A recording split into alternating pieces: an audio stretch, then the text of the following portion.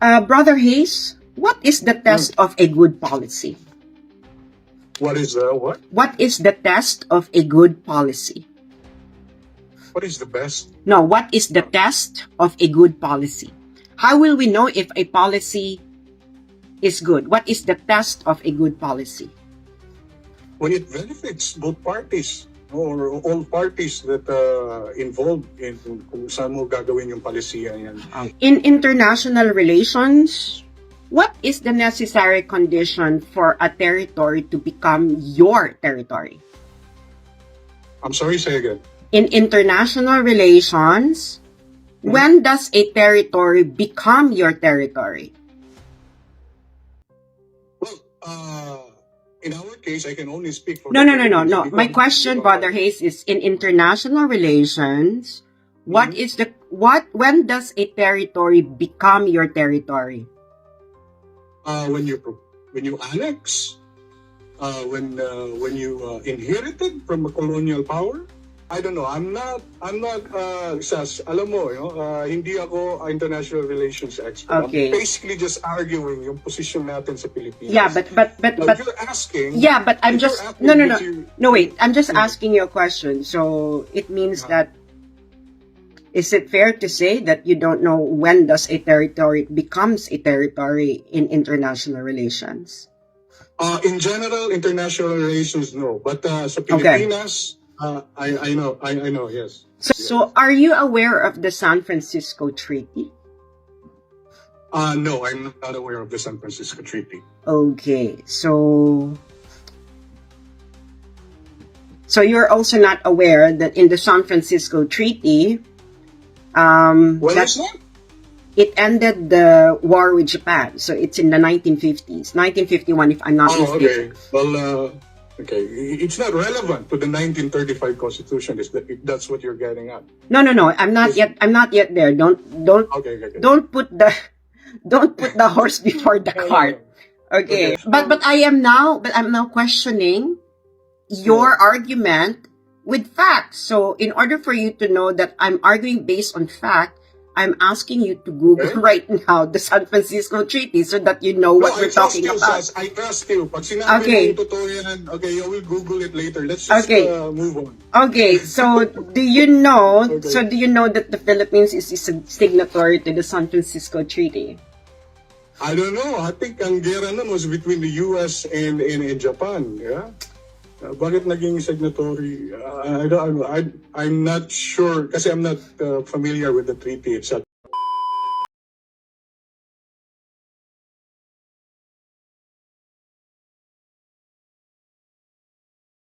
At magsisimula na po ang aming debate ni Brother Hayes ng Alab Magdiwang. So, medyo hindi po kami ngayon high-tech at wala po sa aming pareho may kapasidad na i-livestream ang Zoom. Kaya ang gagawin na lang namin ay i-livestream ko na lang ito via my phone and then siya naman i-upload niya yung recording later on. So, eto na. Dali lang. Okay. So let's start.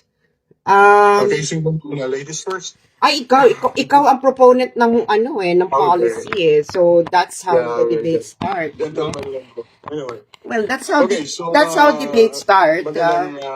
Sandali lang. Babati muna ako, papakilala muna ako sa mga followers mo.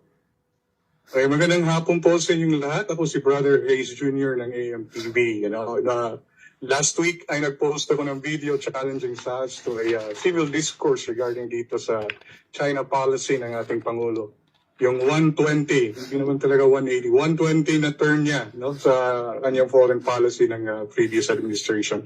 Anyway, ang argumento ko ay simple lang. Ang China policy ni Pangulong Bongbong Marcos ay ang pinaka-the best na strategy to counter this aggressive stance ng China sa West Philippine Sea.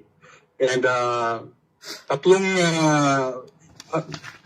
yun yung pinaka-proposition ko. And I'm gonna argue that in three parts. Number one, i-argue ko na ang West Philippine Sea, the whole West Philippine Sea, kasama doon yung Spratlys, Scarborough, those are national territory ng Pilipinas. Not based on UNCLOS, based on our Constitution. No? So ito ay obligasyon ng Pangulo. Yan yung oath of office nila, no? To defend or to preserve and defend the Constitution. So hindi dapat pag-isipan yan. Dapat it's a solemn duty of all presidents to preserve and defend yung Constitution natin. So yan ang unang i-argue ko. Pangalawa, hindi umuubra yung bilateral approach. Yun yung dating strategy ni Pangulong Duterte. It didn't work, it will not work unless palitan yung regime sa Beijing. Okay? Number 3, kailangan natin ng ating mga kalyadong bansa. We should involve the international community and palakasin natin yung mga defense alliance natin. Hindi lang sa Amerika, no? Kundi pati yung mga other stakeholders na like-minded, na mga liberal democracy din sa region. I'm talking about Japan, South Korea, Australia, and etc. Okay, so simulan ko doon sa unang part ng argumento ko. No, I'm gonna refer you to a map. Okay. Hindi ito about UNCLOS. Yung UNCLOS kasi tapos na. Okay, ang UNCLOS ay na-settle na. Tayo ay nanalo doon, and yung mga maritime rights na napalaw doon sa decision ay atin na, napanalunan na natin. So ang i-argue ko ngayon, asan na ba yun? Yan. Okay, wait Yan, ibalik ko lang. Ako, 10 minutes lang. Well, you can extend if you like. Okay. Wala naman tayong limit, no? So, Okay. don't... Thank you. Alright, ito, kita nyo? Kita nyo ba yung map? Yeah. This is, I found this online. And this is the official map, Carta General, Archipelago de Filipino. This is the last map na ginawa ng Espanya. Ano? And importante ito, no? Because let me just expand this a little bit. Pwede nyo itong i-download. Nasa website ito ng National Defense ng Spain. Okay? You see that? Andyan yung Bajo de Masinloc. Right? Okay? And punta tayo sa baba na parte. And ito yung mapa sa baba. No? Okay? Now, this is Spratlys Island. No? Andyan yan, yung Tito Island. Iba-iba pa yung mga pangalan nila. Pero yung Tito, I think yan yung Pag-asa Island. Okay? So, this is part of the official map, no? Ng Spanya. That was actually commissioned 1870. Ano? And ito yung basihan sa Treaty of Paris nung when Spain ceded these territories, no? Kasama yung Cuba, Pilipinas. Binili tayo ng 20 million yata from Spain. Sinurrender. That's the end of the Spanish-American War, by the way. Yun yung nagtapos. No? So, this is very important na maintindihan natin to. This is the map of the archipelago, no? Ng Pilipinas. And importante yan kasi in our Constitution is very explicit dito. I-stop ko muna yung share. I'm gonna show you the 1935 Article 1. No? Sabi dito, the Philippines comprises of all territories ceded to the United States by the Treaty of Paris, concluded between the United States and Spain, it's 1898, together with all the islands embraced in the treaty concluded in Washington. Kasi ang nangyari doon, yung Treaty of Paris kasi, if you can, mag-google nyo naman yan, no? Very explicit doon yung mga boundaries, yung mga lines. Hindi nasama yung mga ibang bahura in the Spratlys Island. So, plenaryo ng mga Amerikano, nagkaroon ulit ng bagong treaty, no? This is in 1900s, 1900, pinatawag ng Amerika yung ambassador ng Spain. And sabi nila, nakita namin yung official map mo, yung pinakita ko sa inyo ngayon, because that was the latest map na ginawa nila. Bakit hindi nyo ibigay sa amin yung mga isla na yan? So, sabi ng Spain, no, we would keep it. Binasa nyo naman yung treaty, pinirmahan nyo, binayaran nyo kami, dapat tapos na. So they made another treaty, binayaran uli ng mga Amerikano ang Spain. I think they paid additional $100,000 para isisid, para ibigay. No? And yun ang nangyari sa treaty na ito. Tatlong treaty ito nung nasa Article 1 ng 1935 Constitution. Ang pangatlo, kasi ganito yan, no? Yung Indo-Pacific, at that time, yung Borneo was with British, di ba? And then tayo, Amerikano, and then yung west side naman, yung Indochina, is a colony of the French, I think, no? Yung Indochina. So, ang nangyari, nagkipag-sundo din yung United States, Great Britain, sabi nila, o napagsunduan nila, yung demarcation no, sa itaas ng Borneo. Ano yung nasa itaas ng Borneo? Yun yung Spratly Islands. So naglagay sila ng boundary doon, sabi ng Great Britain, anything on the north is sa inyo. Okay? So yun yung nangyari sa treaty na yan. And it's very explicit sa ating national territory. This is, by the way, the constitution nung yung Commonwealth government, no? Nung pinipara na ng Amerika na magkaroon tayo ng full independence, no, as a republic. So, ayan. Okay, that's basically my argument na yung mga bahura dyan sa West Philippine Sea, including the Spratlys group of islands, yun ay national territory, no?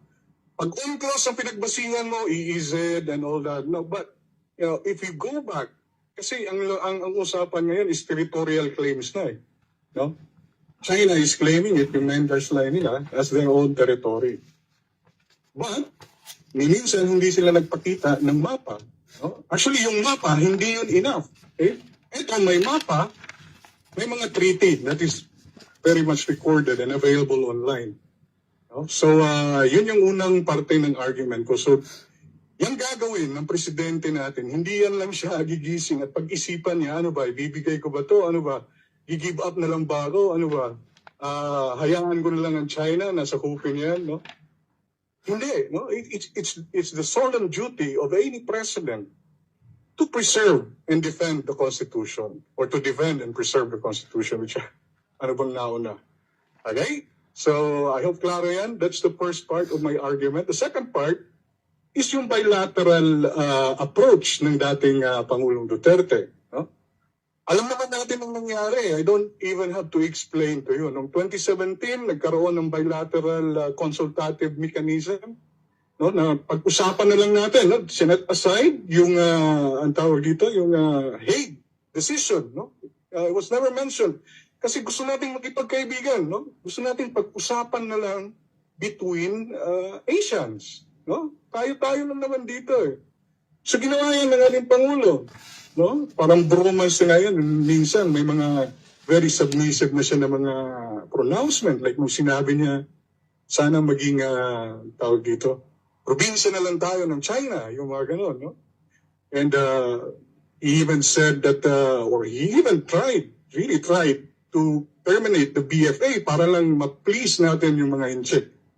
And ano po bang yung mga ginawa niya to really prove to the Chinese that we can be trusted. No? Pag-usapan natin to. And then nagbunga yan, I think 2018, it was ASEAN Summit, in-announce ng Pangulo na magkakaroon ng Code of Conduct. Natuwa tayo nun, no? Because at least, kasi sabi ng Pangulo, okay, amin yan, inaangkin nyo rin, para maiwasan ng gulo, no? Sabihin nyo lang saan kami dadaan, and saan kami hindi pwede dumaan, and maiwasan natin ang problema. Ang problema, fast forward, 2019, walang Code of Conduct. And I think doon na na-realize ng ating Tatay Digong that iloloko lang tayo ng mga incheck. They were never serious sa Code of Conduct at yung mga pangako pa na may mga balita pa doon ng mga shared, ano ba yan, yung mga research na gagawin, no? Exploration. Okay? But anyway, yun yung dahilan. No? In the late part ng administration ni Tatay Digong, doon niya na-realize that wala talagang nangyayari. And so, kinancel niya yung suspension, yung BFA. He was trying to, I'm not sure really kung anong nangyari, but he was trying to terminate it. So sinabi niya, wag na i-terminate. And then the BFA resumed. And yun na, nagsimula na yung unang water cannon incident. naging mas agresibo na yung mga incheck. And then nilaser tayo, another water cannon incident, but this time highly publicized na yung mga insidente. And oh, by the way, yung laser incident, that was a few weeks only nung bumisita si ating bagong Pangulong Bongbong Marcos sa China. Unang state visit niya, China kagad. Ha? This is how we treated China, no? We treated with respect. Na sila talaga yung una nating pinuntahan, no? Because China is our second biggest partner and napaka-importante nila kung titingnan mo talaga. We're Asian, magkapit-bahay tayo, no? We shared itong dagat sa gitna natin. So yun yung unang pinuntahan ni Pangulong Bongbong Marcos. What happened? Nilaser tayo. And then it was followed by the water cannon and then ngayon binabangga na tayo. So yun yung point ko sa second argument ko, no? Wala na, no? Hindi uubra yung bilateral approach. It is very clear na ang gusto ng China ay i-give up natin yung ating mga teritoryo dyan. And so, I agree, I supported the President Bongbong Marcos sa ginagawa niya ngayon. It is a 120, hindi 180 yun, no? Kasi we're still friends with China. We're just, imbis na bilateral, multilateral na, no? We're engaging with allies, we're engaging with our other international partners, and pinapalakas natin ang ating defense posture by strengthening and widening our military alliances. So yun ang pangalawang argumento ko. Ang pangatlo, itong what you call this, yung military, let's be specific no, sa military alliances. Kasi alam ko, naiintindihan ko that this issue is very complex. In fact, nung kinausap ko si Sas sa format, sabi niya, yung 5 minutes kulang na kulang yan. And I understand, kasi may caveat to eh. May contest na nangyayari ngayon. Di na nga contest eh. I think we're in the Cold War already between the US and China. And ang US naman, we have a mutual defense treaty. No? There are our traditional allies. And siguradong, hindi naman sigurado, but they're obligated. No? At lalong-lalo na may problema sila sa China. I think kaya nga pinupose nila yung Enhanced Defense Treaty and nagkaroon ng maraming base sa Pilipinas, no? But ang sabi kasi ng kabila is that this is a escalation. Yun yata yung mga argumento na this is an aggressive move para sa atin. I think hindi, no? Enhanced Defense Treaty, yung mga ginagawa nating military exercises with other like-minded nations, hindi po yan dahil makikipaggera tayo. This is just, yung tinatawag na palakasin yung defense posture mo. No? Because we do not intend to give up the West Philippine Sea. Sabi ko nga, sa argumento ko sa number 1, that particular part ng area sa South China Sea, that is ours as national territory, no? It is defined on our constitution. Obligado ang gobyerno natin, obligado ang presidente na protektahan yan. And we should do what lahat ng available sa atin, no? Whether our alliances, yung diplomasya, dapat ayusin natin yan. And we are not, of course, seeking a war between the Chinese, no? Klarong-klaro naman yan sa mga pronouncement na ating Pangulong Bongbong Marcos. Now, kung yung problema nila, because this is yung problema ng US and China, of course, wala tayong magagawa dyan. Whether we fight for the WPS or not, no? I don't think the US would allow, no, na palitan sila as a superpower sa buong mundo. Their hegemony. Sabi nga. So yun, no? Tatlong argumento, and this is why I proposition ko is that itong ginagawa ni dating Pangulong Marcos ngayon is the best strategy to really push back. No? Hindi makipag-away, ha? Pigilan lang yung sobra ng pagka-agresibo ng mga kapatid nating mga incheck sa West Philippine Sea. Thank you. 10 minutes ba ako? Okay lang na sumobra, hindi naman natin kailangan magmadali. Okay. At napaka-importanting issue ito ng ating bayan at Yes. dapat talaga itong pag-usapan. So, Brother Hayes, bago ako magbigay ng aking kuro-kuro, dapat magtanong muna ako sa iyo, no? No, Dahil we will have a question and answer yes, later exactly. on. So after the speech, dapat may question yung susunod. Oh, So let me begin my question with this, Brother Hayes, because I would like to represent your position as charitable, as fair, and as truthful as possible. Okay? Thank you. So my first question is, your proposition, yung inoffer mo sa akin proposition, said that the problem is China's aggressive expansionism in the WPS, and that the Correct, solution is to push back, and the best tool for you in order to pursue that solution is to strengthen military alliances. Did I represent your proposition well? Well, not only military alliances. Let me just be clear. No? Yeah. Tawag dito, we involve the international community, means Okay. filing cases. Filing in cases, okay. international courts, yeah. Okay, so Those- military alliances and filing cases. Okay, thank you. Yeah. All right.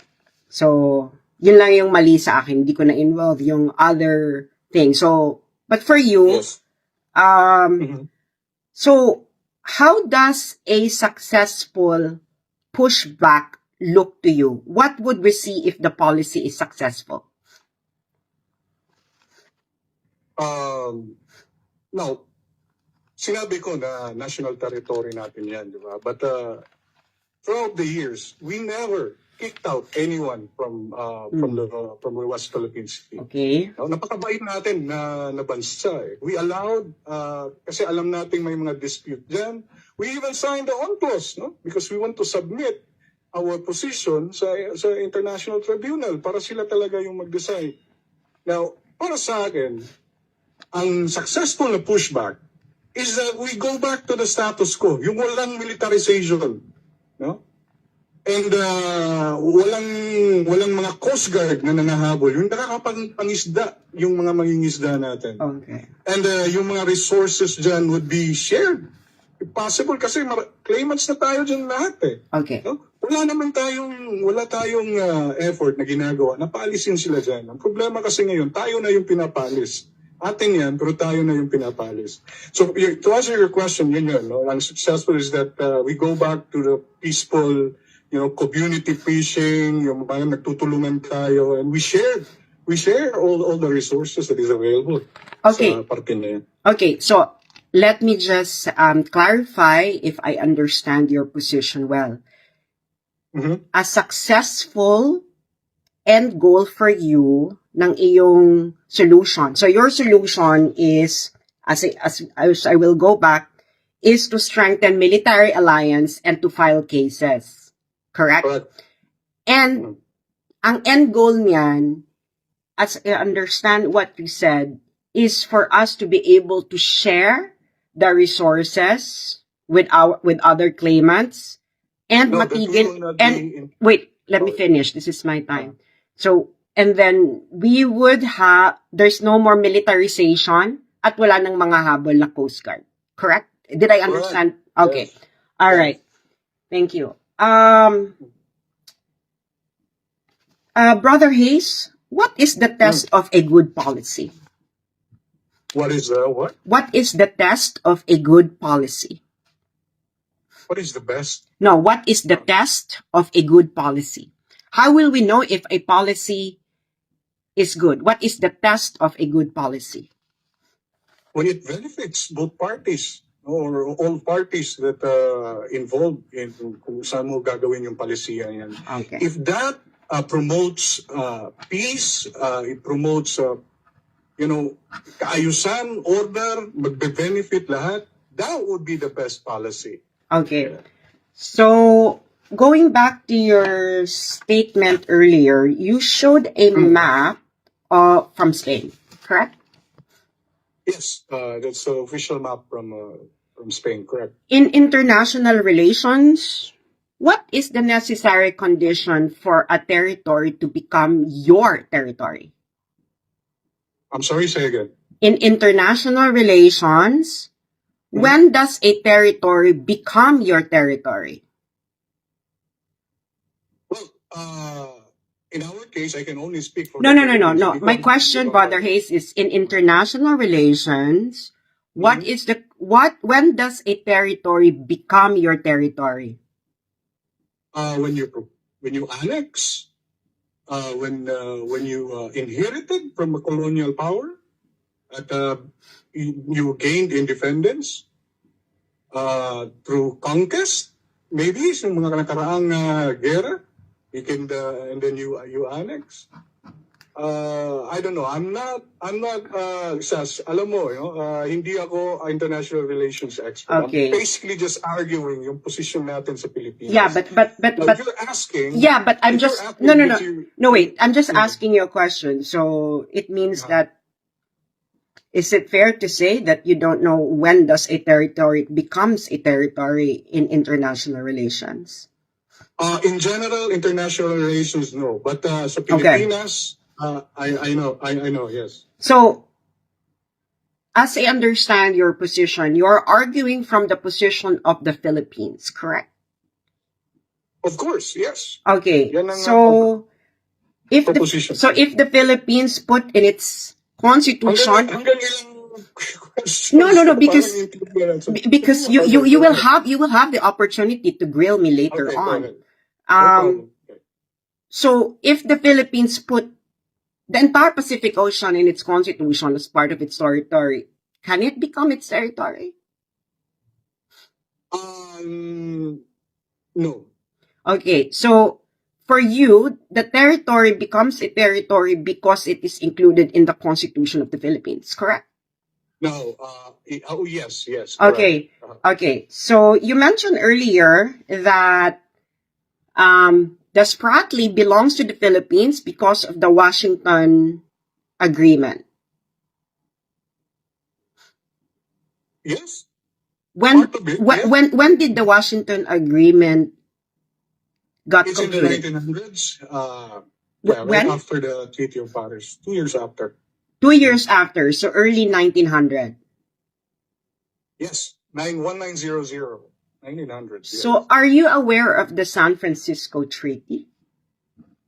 No, I'm not aware of the San Francisco Treaty. Okay, so you're also not aware that in the San Francisco Treaty, Well, that it's not. it ended the war with Japan. So it's in the 1950s, 1951, if I'm not mistaken. Okay. Well, okay. It's not relevant to the 1935 Constitution. That's what you're getting at. No. I'm not yet there. Don't Okay. don't put the horse before the cart. Okay. Okay. So in the 1951 San Francisco Treaty, that was negotiated with Japan, the Philippines is a signatory there, correct? San Francisco Treaty? Yes. Well, you can Google it. You can Google it right now. So No, it's okay. no, it's okay. So that we can be no, brother. So that we Can you ask the question again?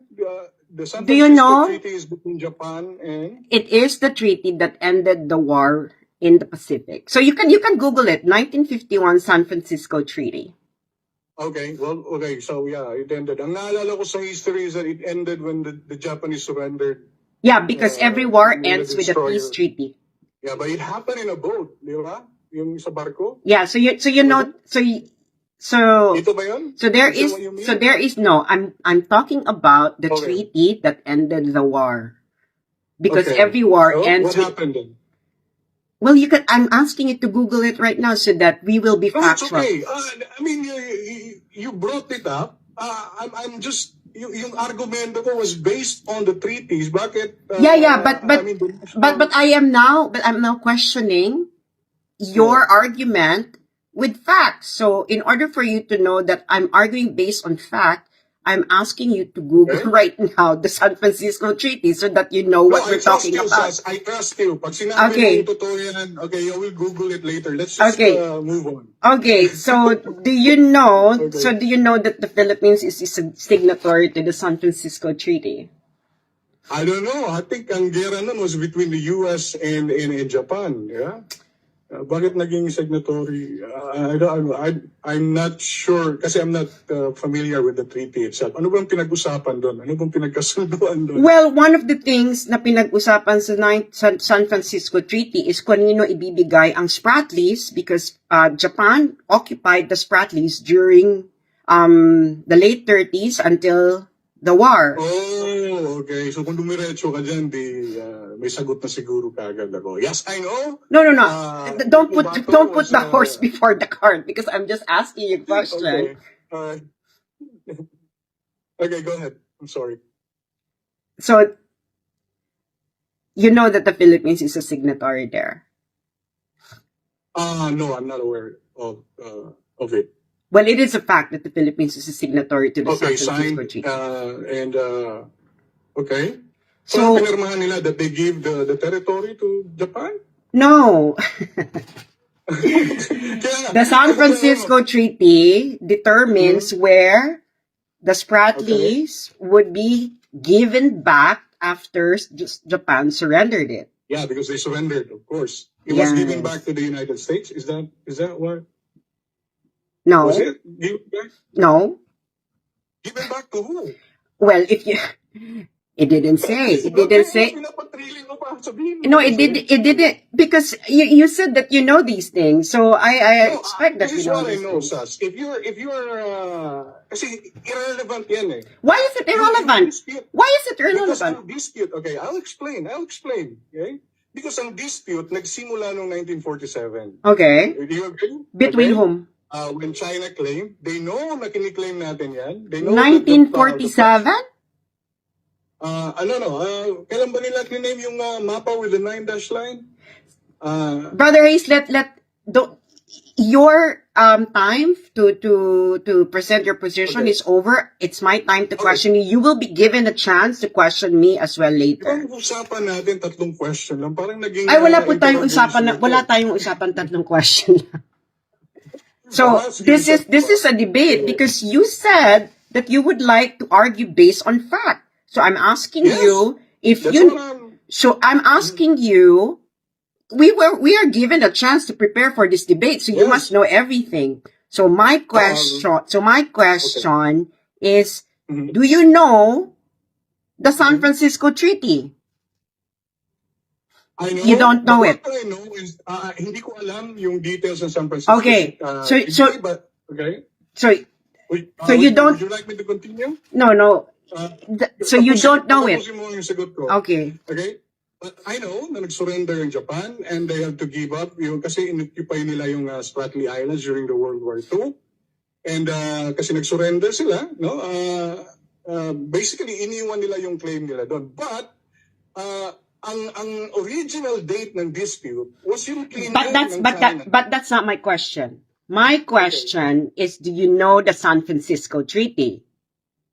We answered that already. Let's Okay, move on. so I'm gonna move on to my next question. Do you know that the Philippines Okay. is a signatory to the San Francisco Treaty? I don't know. Okay, you don't know. So, Yes. do you know to whom the Spratlys was handed over during the San Francisco Treaty? I have no idea. Okay, so if the Philippines Mhm. owns the Spratlys, then it should reflect in the San Francisco Treaty, correct? It should, yeah. Okay, it should. Okay, my next question is on this one. Okay. Please define expansionism. Yung nangaagaw ka ng hindi na parte ng teritoryo mo and to project yung military power to influence the geopolitical situation sa region. I think that's my non-international relations expert definition dyan. Okay, so in the proposition that you gave me, you mentioned non-aggressive, you mentioned aggressive expansionism, correct? Yes, very Okay. aggressive. Okay. Is there such a thing as non-aggressive expansionism? No, I don't think so.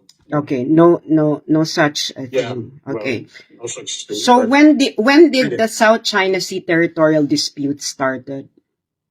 I think it started when China claimed it. Doon nagsimula yun. So when?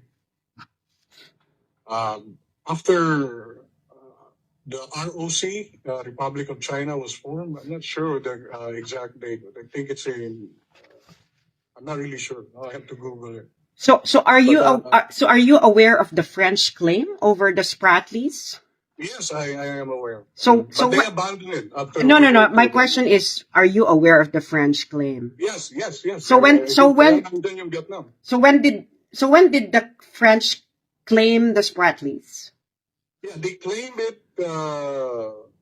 I don't have the exact date, but Just the ang decade. reason nila, Just the decade. Just the decade.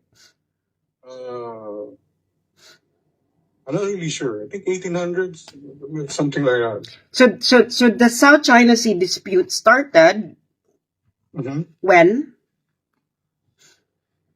When klaro yung naklaro yung dispute, yung China yung nag-claim. Kasi ang nangyari. So wait a second, Brother Ace. Mhm. You said that there was a French claim.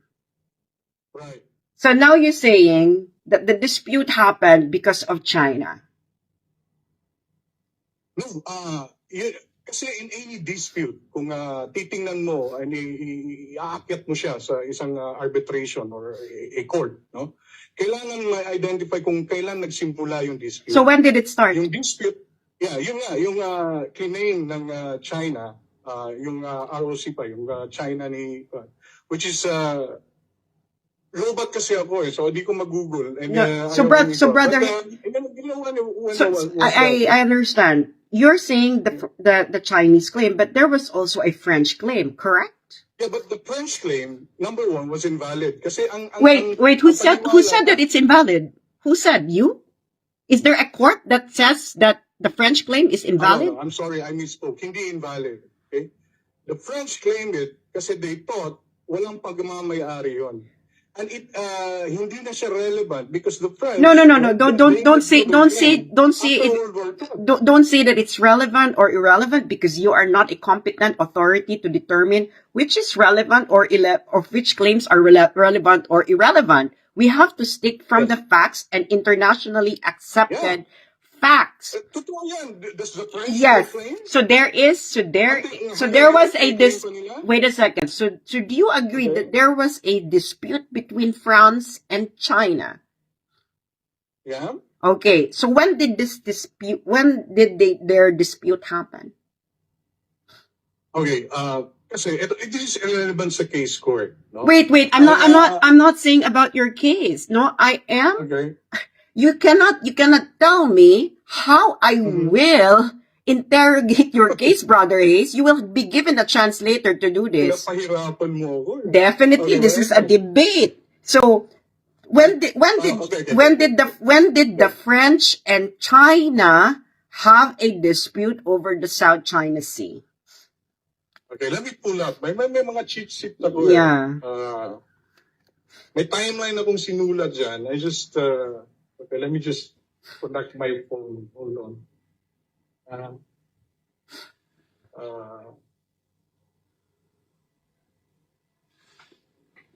Anyway, huwag mo na kasing pahirapan. Ba't No, Brother Hayes. Brother Hayes, because we cannot move forward with our discussion if I'm not gonna be able to know what's in your brain.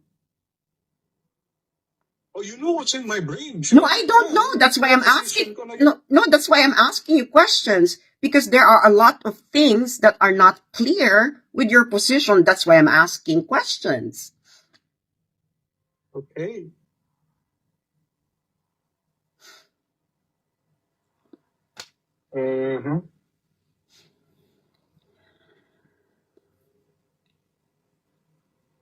Tatagalan tayo nito eh. Sayang yung 40 minutes eh.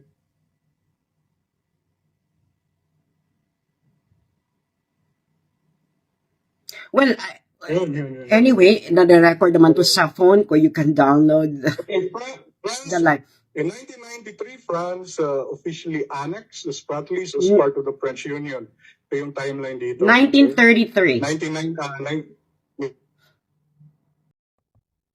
Ayan, hindi kasi nawala yung ano. So, let Ano ba me yung nawala? O ito? Kasi akala ko nawal yung 40 minutes tapos na eh. Alam nag-off ko yung mission is 40 nag-off minutes. siya eh. So, let's continue our question hour. You will be given a chance later, Brother Hayes, na i-grill ako, no? So, Dapat lang. Grabe, sige go. So tapos na tayo dyan sa San Francisco Treaty. So are you aware of President Marcos Sr.'s PD 5096? Yes, I'm aware of that. Okay.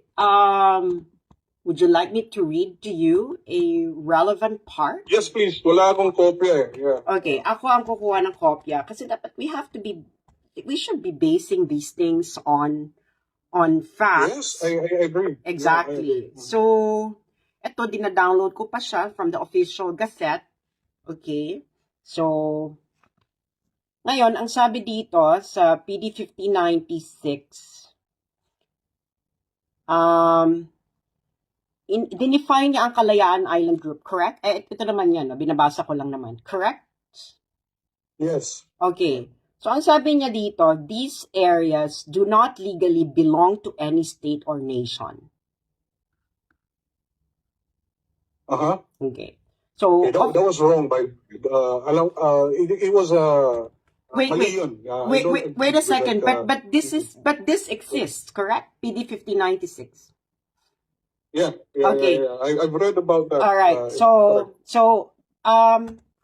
this is the official policy. Correct? Whatever we believe or not about the correctness or incorrectness of President Marcos Sr.'s PD 5096, that is still the official policy, correct? No, I don't agree. It contradicts the Constitution if that's the case. So has the Supreme Court declared that PD 5096 is unconstitutional? No. Correct. So now we have to But they pursue. should. But since it has not been declared unconstitutional, PD 5096 is official policy and has to be presumed as constitutional, correct? Okay, granted. Okay. Although I don't agree. Well, it doesn't matter whether you agree or not. We have to base our statements on facts. Okay. So now, Yeah. okay. Yeah, Okay. I know. All right. So, when did the Philippines officially become part of the South China Sea disputes? Which year? The moment China made their claim in 1947, involved na tayo because that's part of our national territory. No, my question is when did the Philippines officially become part of the South China Sea dispute? When did the Philippines become part of the South China Sea dispute? Yes. It's ours. Okay, so we will go back to it's ours. So are you aware of you're not aware of 1951 San Francisco Treaty? Yeah, now I'm aware. Okay, now you're pointed aware. that out. So your Yeah. claim is prior to the 1951 San Francisco Treaty, the Spratlys are ours, correct? Diyan tayo naputol eh. Saan nga pa binigay yan? Yeah, well, Hindi ko mahanap eh. yeah, you can always go. Diyan tayo naputol kanina. Yeah, you can always go to the 1951 San Francisco Treaty.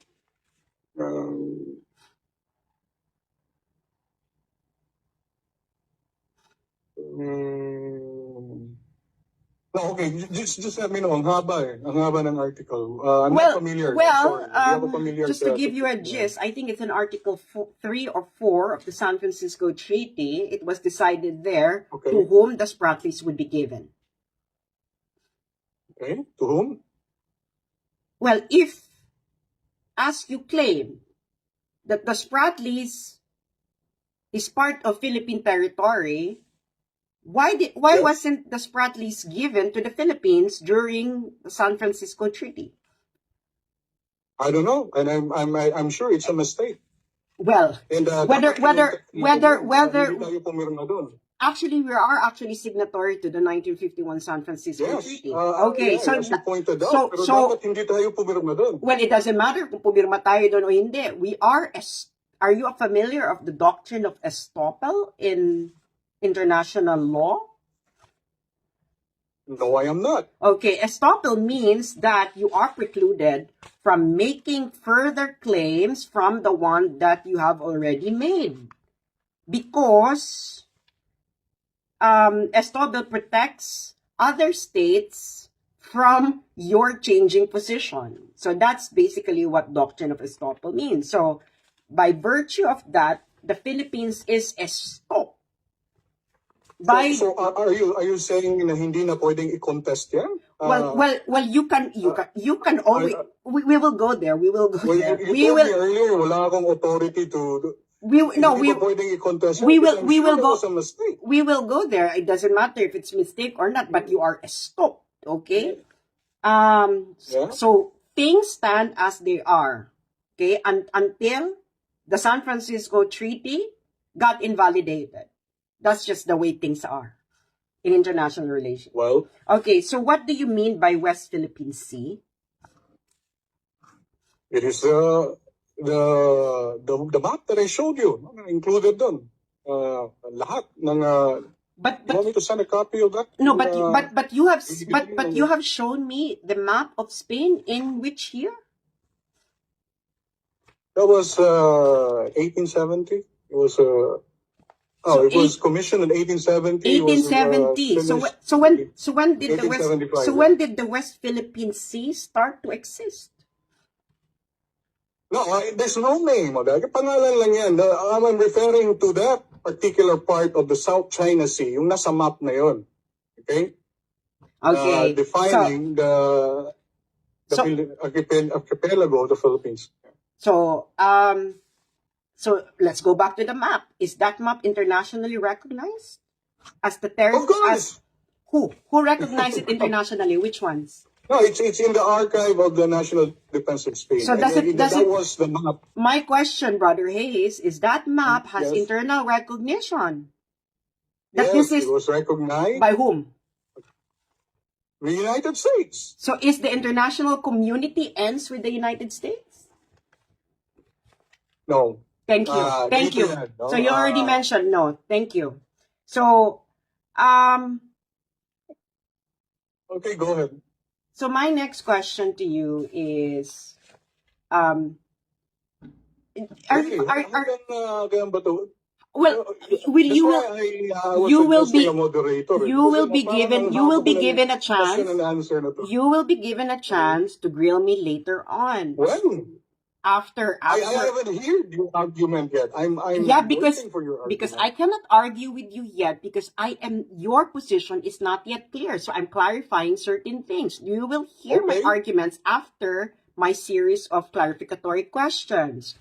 So my next question is, are you familiar with this often repeated saying that there are no permanent friends nor enemies, only permanent interests? Yes, Do you agree with that statement? I agree. Okay. So are all interests equal? Not necessarily, Okay. So do you agree that but there it is can such be equal. Yeah. okay, so do you agree that there is such a thing as hierarchy of interests? I'm not aware, but yeah, if they are not equal, there must be a hierarchy. So Di ba? so for example, not all interests would be pursued in the same way, correct? Yeah, well, hindi ko nasubukan yan. If you're talking about national interest. But yes, maybe, I'm not sure. So I'm just asking you, no? Because we have to go back to the basics. So, Okay. so do you agree that a superior interest will actually undermine secondary interests? What is a superior interest? I'm just asked, that's a general definition of interest. It doesn't matter what interest there is if you Well, define. it's very subjective. Well, if, okay, Ano ba, you have to be very specific. Which interest, what interest? Should I'm I asking compare you, it? Brother Hayes, So if we can you, agree na superior interest yun. so do you agree that there are superior interests and secondary interests? We'll say superior, there must be a Okay. more, Because you mentioned earlier okay, that whatever. not all interests are equal, so there are interests that are superior and there are interests that are Yeah, superior. they're very Okay. more important than the other interests. Yeah. Let's just make it Okay. simple. More Okay. important than the other interests. All right, thank you. I agree. When you said, you mentioned kasi na we should pursue military alliances with like-minded allies, correct? Strengthening. Correct, yeah. Strengthening, okay. Do those allies have the do those allies do we have the same hierarchy of interests with our military allies? No, if you're referring to the United States, no. Okay, no. Okay, thank you. My next question is there any moment in our history when our military alliance with the United States was very strong? Was tested? Is that what you mean? No, was very strong. Was very strong. I think during World War II. During World War II. Do you agree that our military alliance with the United States was the strongest when they had permanent military bases in our country? I can say. Okay, so Hindi ko masabi. no, like for example, do you think that our military alliance with them was strongest when they had permanent military bases or when they didn't have permanent military bases? Is it can you say again? So noong I'm sorry. noong may permanent military bases. Military base. Yes. Was it the strongest? Is that what you mean? Yeah. Was our military alliance with them was strong? I can say, hindi ko masabi kasi they were never involved sa mga internal insurgencies natin. That was the only threat that we have during that time, I think, yung komunista. So what is now your how can you now evaluate if the military alliance is strong or not strong? I'm sorry, say again, I don't get the question. How would you evaluate? How will you evaluate if the military alliance is strong or not strong? Well, kung tutulong sila sa defense posture natin, tutulong sila by giving us military assets, tutulong sila in training our troops, tutulong sila to provide military assets. Yan, ang tingin ko malakas yung ang military alliance. Okay. So, I think I already got everything that I needed, and then I'm now ready to present my position. Okay. And then after this, you will have a chance to grill me. Okay.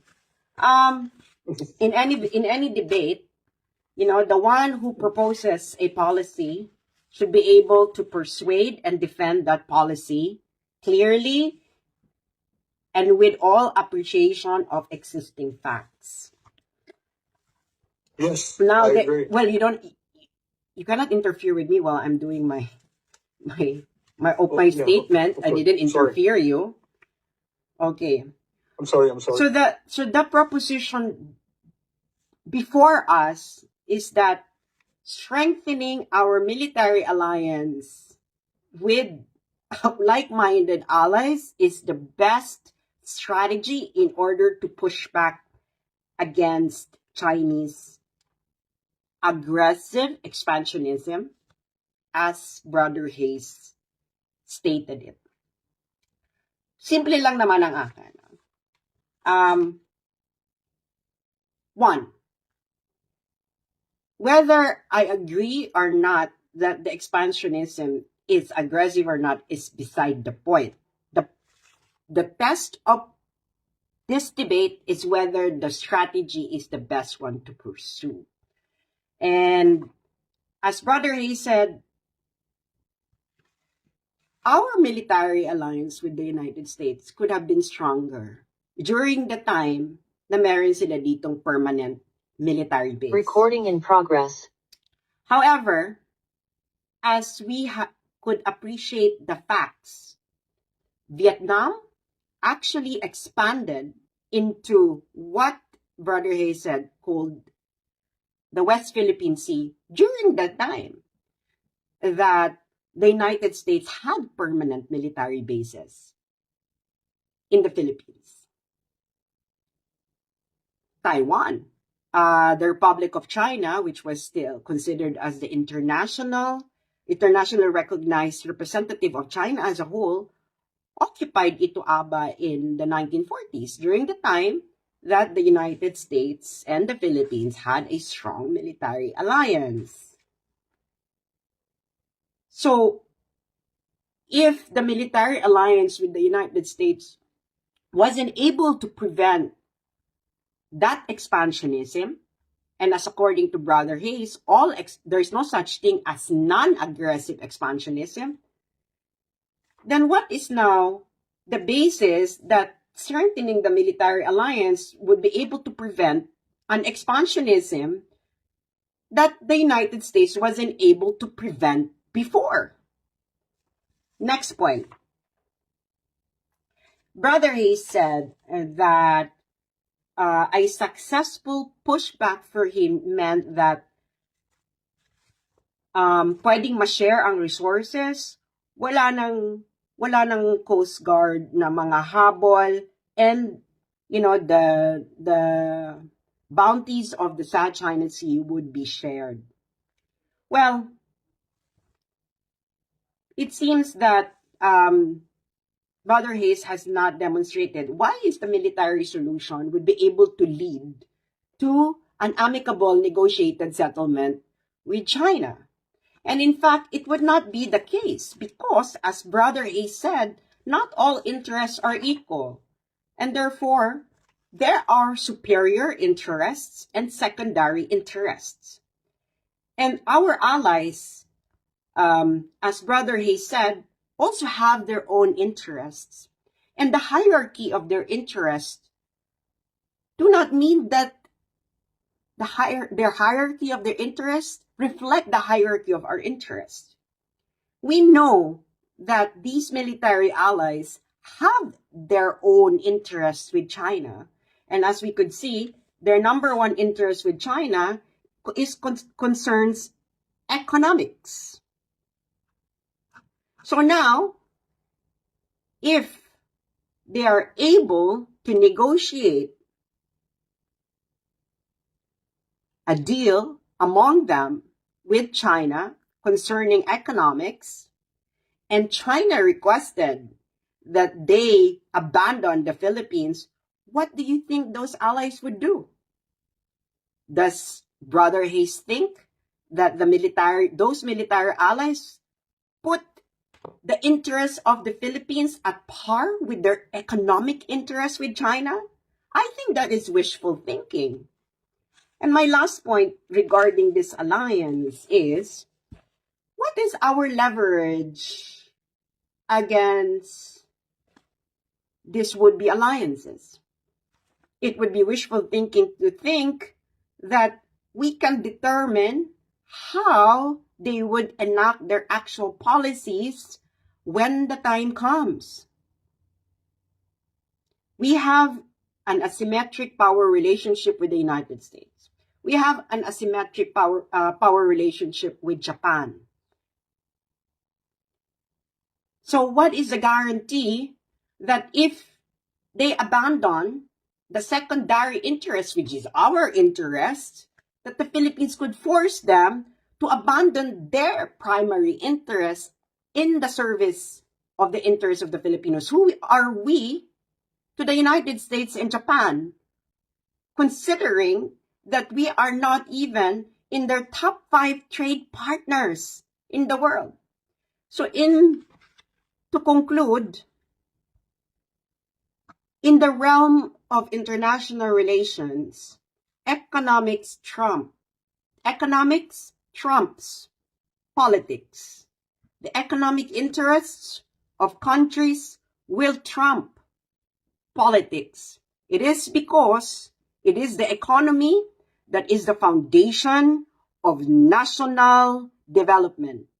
It is not it's not their altruism towards the Philippines that will actually contribute to their own national development, but their interest in having a greater share of the China trade.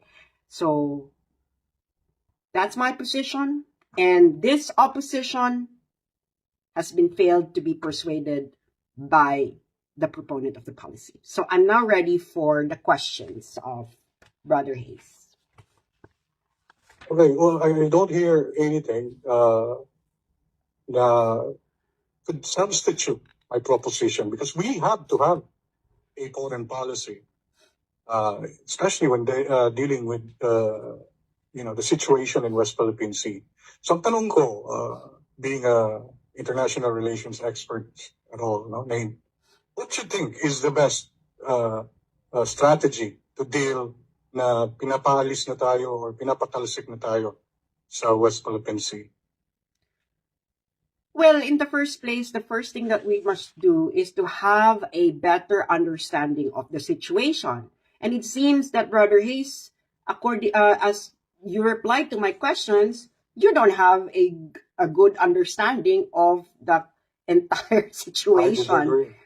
Well, I disagree. Well, you can always disagree, well, but just answer my question. yeah, The question is, I'm what would answering you your suggest? question. I'm answering your question. The first step is to have a better understanding of the situation, and that's why, if we don't have a better understanding of the situation, we will not have a good policy. So that is the first step. What is the better understanding? The better understanding of the situation is to take stock of the historical context of the dispute. That is the first step. What's that? Say again, you're cutting off. Nawawala-wala ka. The first step in having a better policy is to have a better understanding of the historical context of the situation. That is the first step. Historical context. Yes. All right. So what would that historical context be that Well- we need to understand? Because Well, I already laid it down to you. very I good. already laid it down to you during the question and answer portion, and it seems that you don't understand the entire historical context of the situation. because as I've said, China has no real claim sa yung main dash line nila is really out of this world. Yun yung basihan nila yung historical rights. So saan galing yun? So, what is your question? No, my question is how, yung tanong ko kasi is how would we approach this issue sa West Philippine Sea? And you answered me, dapat maintindihan natin yung historical context ng problema. Yes, that's the first step. That's the first step. Hindi naiintindihan yan ng mga kuwan natin, mga pinuno natin.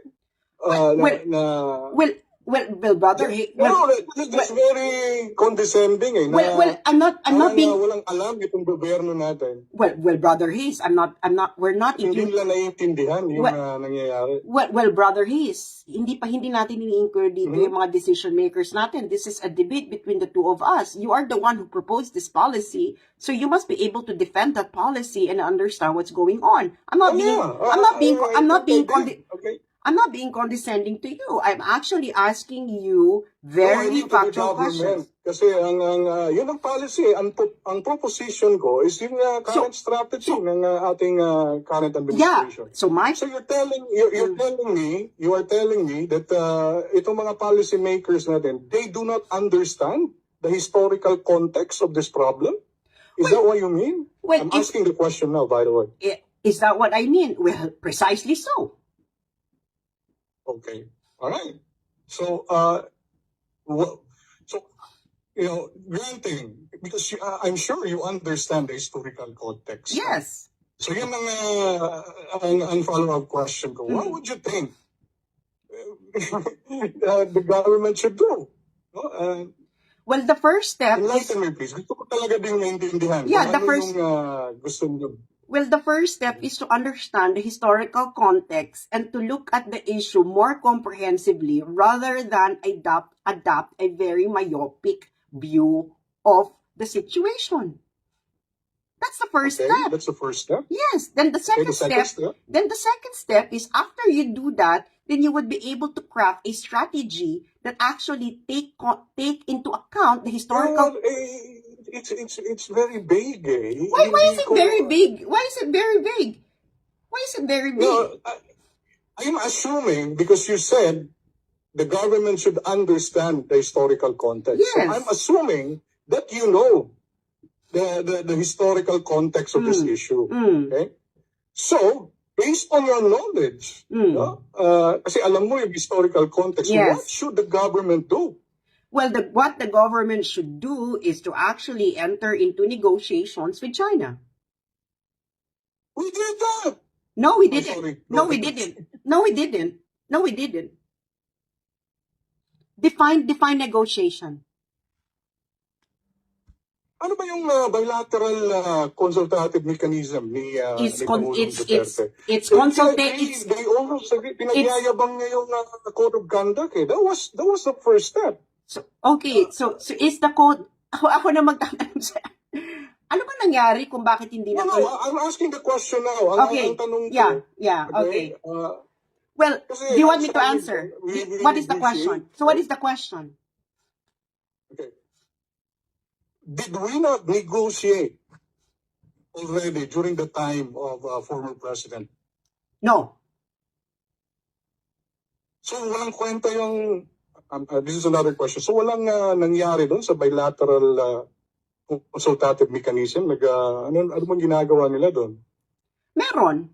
So what is the question? Can you clarify the question so that Yeah, the question is that, kasi, we negotiate. That's your answer. And we No. did. I think we did.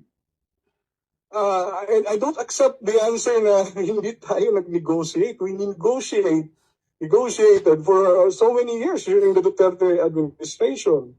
And of course, hindi natin alam kung ano yung, but ang naisa publiko noon was the code of conduct. Now, ito na lang, yung code of conduct. Because winagawa yun ni dating Pangulong Duterte. Sa SIAN, sabi niya, ito na yung resulta ng ating pakikipagkaibigan with China. Okay? We're planning for a code of conduct para maiwasan na itong mga problema na to. And maraming natuwa nun. In fact, natuwa ako nun. No? At least maayos. Okay? Now, why do you think China did not pursue the code of conduct? During the time of Duterte na the trust was, yung pakikisama natin was really, pinaka-batindi. Well, your understanding of what happened regarding that situation is very faulty. China is pursuing actually the code of conduct. What actually happened during the negotiations of the code of conduct is that one issue became very contentious. Do you want me to explain what was the issue? Yeah. I'm asking the question. Please answer. The major disagreement in the code of conduct concerns military activities in the South China Sea. China's proposal in the code of conduct is that military activities of foreign powers that are not literal states of the South China Sea should have the consent of the coastal powers of the South China Sea. And do you know who actually rejected that? No, I did not. It's the United States. Oh, what do you mean by military activities? Is that the freedom of navigation na ginagawa? Military activities. Because at the time, the VFA was already suspended. So what specific military activities yung ibig sabihin ng China? Brother Hayes, the code of conduct is some sort of an agreement of what would happen then after the code of conduct has been agreed in. Right. Yes, exactly. So one of the proposition was that, and then the United States actually disagreed with it, even though that they are not a coastal state. So I'm not really. Why was United States there? I thought it was a bilateral It's not- consultative mechanism. Actually- It doesn't make any sense. Actually, you're incorrect because the code of conduct is not a bilateral mechanism, but actually a multilateral agreement among the claimants of the South China Sea islands and features. Well, of course, okay. Ang South China Sea is actually international water. Siyempre may karapatan ang kuwan doon. But anyway, okay, I yield yung question na yan. Ito na lang, last question na to. I don't, kasi wala akong talagang nakuha. I was actually hoping, no, na magbigay ka ng iyong posisyon sa kung paano, because I know yung obligation mo was to just i-deny yung proposition ko. But I was hoping, kasi sabi mo when I sent the format, you said 5 minutes is very short for a very complex problem. I thought you would offer an alternative to the China policy na ginagawa ngayon ng ating pamahalaan. But anyway, this is just my last question. I saw you posted, hindi ito related sa sinabi mo. I see you posted an article na may Asia Week, I think it was a Chinese version, implying, I think it was from another page, by the way. Hindi sa'yo yun, shinare mo lang, and you made a comment there, implying na totoo yan, it was reshared and it gained many reactions. Ang nakalagay sa post was that our President Bongbong Marcos, pursued this 180 terms foreign policy of the previous administration because nakipag-sundo siya sa United States in exchange, no, na mababawi yung ilang billion ba yun, I can't remember, yung estate ng tatay niya. Do you believe that? Well, I don't have to answer that question because it's not part of the debate. No, it's part of the debate. Why is it part of the debate? Topic natin, yung China policy. You yourself said that this is not actually... So I'm assuming na you believe that post. So that's why I want to know. But it's okay kung ayaw mong sagutin. Yeah, because you mentioned already that this is not relevant to the debate. Why would you want me to answer the question that you yourself said that it is not relevant to the debate? Yeah.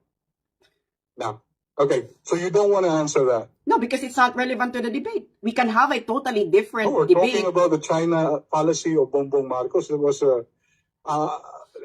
yun yung post no? In the post, it implied that But I didn't mention that. But I didn't mention that this in this debate. I can fish everything that you've said in your entire life and then make it relevant in this debate. But I wouldn't do that because that is not relevant.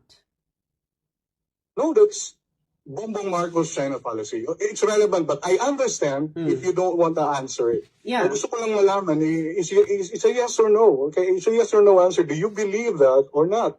I don't have to answer that because that is not relevant to the debate. Then I respect your answer. Anyway, so yun. Closing statement. You can have your closing statement now. Yeah. Okay.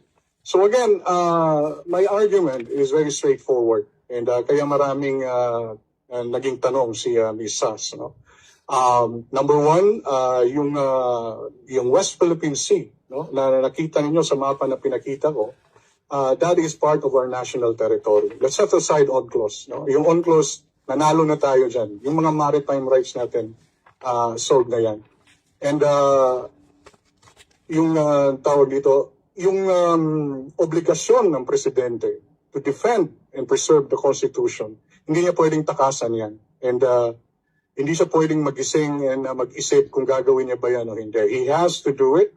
And kung ano man yung mga mention ni Ms. Sas about, the things that we signed, the presidential decree that we had on the next president, hindi relevant yun because the Constitution, no, walang dapat batas na ipasa na would contradict the Constitution. Yun yung position ko dyan. And lastly, yung alliances natin, we need those. Hindi yan, it is true na yung may hierarchy, yun ang sabi ni Jess, yung mga interest. But, okay,